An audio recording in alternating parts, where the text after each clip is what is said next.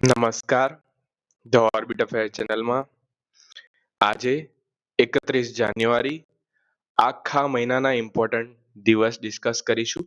પછી current affair discuss કરીશું. 1 જાન્યુઆરી વૈશ્વિક શાંતિ દિવસ. 4 જાન્યુઆરી વિશ્વ બ્રેલ દિવસ તરીકે ઉજવાય છે. 6 જાન્યુઆરી વિશ્વ યુદ્ધ અનાથ દિવસ તરીકે ઉજવવામાં આવે છે. 9 જાન્યુઆરી પ્રવાસી ભારતીય દિવસ તરીકે ઉજવવામાં આવે છે. 10 જાન્યુઆરી વિશ્વ હિન્દી દિવસ તરીકે ઉજવાય છે. 12 જાન્યુઆરી રાષ્ટ્રીય યુવા દિવસ તરીકે ઉજવાય છે. 15 જાન્યુઆરી ભારતીય સેના દિવસ તરીકે ઉજવાય છે. 16 જાન્યુઆરી રાષ્ટ્રીય સ્ટાર્ટઅપ દિવસ તરીકે ઉજવાય છે. 23 જાન્યુઆરી પરાક્રમ દિવસ તરીકે ઉજવાય છે. 25 જાન્યુઆરી રાષ્ટ્રીય મતદાર દિવસ, રાષ્ટ્રીય પ્રવાસન દિવસ તરીકે ઉજવાય છે. અને 30 જાન્યુઆરી શહીદ દિવસ તરીકે ઉજવાય છે. હવે કરંટ અફેર શરૂ કરીશું. કોને ટેબ્લોમાં પોપ્યુલર ચોઇસ એવોર્ડ શ્રેણીમાં પ્રથમ ક્રમ મળ્યો છે? ગુજરાતને. ગુજરાત 2023, 24 અને 25માં પ્રથમ પુરસ્કાર મળ્યો હતો. હવે 2026માં પણ પ્રથમ પુરસ્કાર મળ્યો છે. યાદ રાખજો, ટેબ્લોમાં પોપ્યુલર ચોઇસ એવોર્ડ દર વર્ષે ગણતંત્ર દિવસ પરેડ દરમિયાન આપવામાં આવે છે.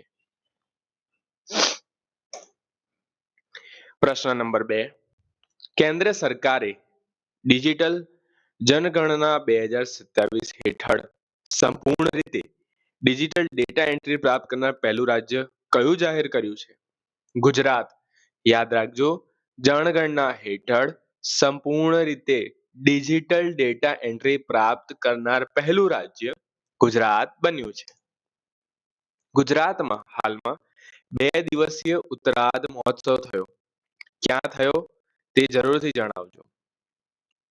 World police and fire games 2029ના 8 ડિસિપ્લિનની મેજબાની ગુજરાત કરવાનું છે. ગુજરાતે રૂફટોપ સોલરના મામલે અગ્રણી સ્થાન હાસિલ કર્યું છે. સૌથી ઇમ્પોર્ટન્ટ પ્રશ્ન એ છે કે ગુજરાતે 33 વર્ષ બાદ ફરી ટાઈગર સ્ટેટ જાહેર કરાયું છે.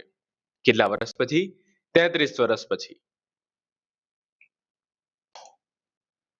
IEEW 2026 દરમિયાન ઉર્જા સહયોગ માટે સંયુક્ત નિવેદન પર ભારત અને કયા દેશે હસ્તાક્ષર કર્યા છે?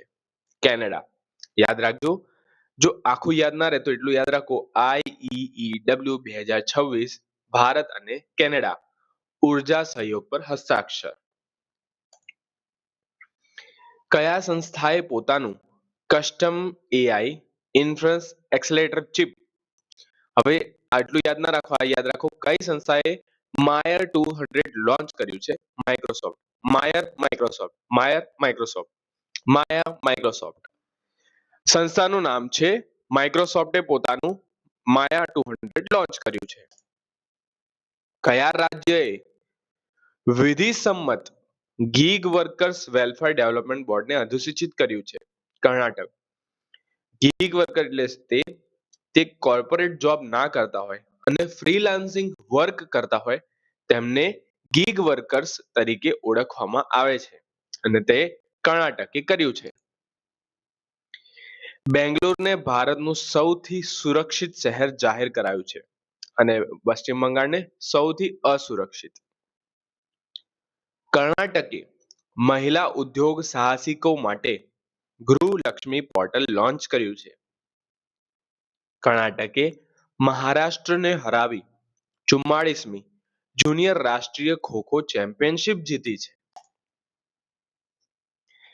ફ્રાન્સમાં નાઇટ ઓફ આર્ટ્સ એન્ડ લેટર્સની ઉપાધિ કોને આપવામાં આવી છે? તે આપવામાં આવી છે વિક્ટોરિયા બેકહામને. તેને રિલેટેડ કરંટ અફેર જોઈ લઈએ. સાયન્સમાં રેમ્પલેર એવોર્ડ જીતનાર પહેલા ભારતીય ચંદ્રકાંત લહેરિયા બન્યા છે. વ્યક્તિત્વ શ્રેણીમાં સુમન ચંદ્ર બોઝને રાષ્ટ્રીય આપદા પ્રબંધન પુરસ્કાર આપવામાં આવ્યો છે. બનારસ સાહિત્ય મહોત્સવમાં 2026માં નમિતા ગોખલેને ભારતેન્દુ હરીન્દ્ર લાઈફ ટાઈમ અચીવમેન્ટથી સન્માનિત કરાયા છે. બનારસ સાહિત્ય નમિતા ગોખલે યાદ રાખજો. વ્યક્તિત્વ શ્રેણીમાં સુવનચંદ્ર બોઝને પુરસ્કાર અને સાયન્સમાં રેમ્પલેર એવોર્ડ જીતનાર ચંદ્રકાંત લહેરિયા ત્રણેય ખૂબ અગત્યના બને છે. કયા રાજ્યએ BNHS સાથે ગીધ સંરક્ષણ પ્રજનન MOU સાઇન કર્યો છે? ઝારખંડે BNHS સાથે ગીધ સંરક્ષણ પ્રજનન પર MOU લોન્ચ કરાયો છે. પ્રજનન ત્યારે કરવામાં આવે જ્યારે તેમની જાતિ એન્ડ રેન્જ પર આવી ગઈ હોય. ઝારખંડની રિસેન્ટ ઇમ્પોર્ટન્ટ ડિટેલ જાણી લઈએ.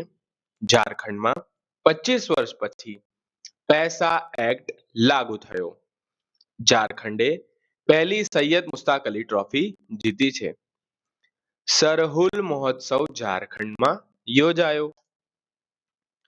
કયા રાજ્યએ 2026ને કૃષિ વર્ષ ઘોષિત કર્યું છે? જવાબ છે મધ્યપ્રદેશ. મધ્યપ્રદેશ રાજ્યએ 2026ને કૃષિ વર્ષ ઘોષિત કર્યું છે. મધ્યપ્રદેશમાં ભારતીય સેનાએ પહેલી ક્વોન્ટમ લેબ સ્થાપિત કરી છે.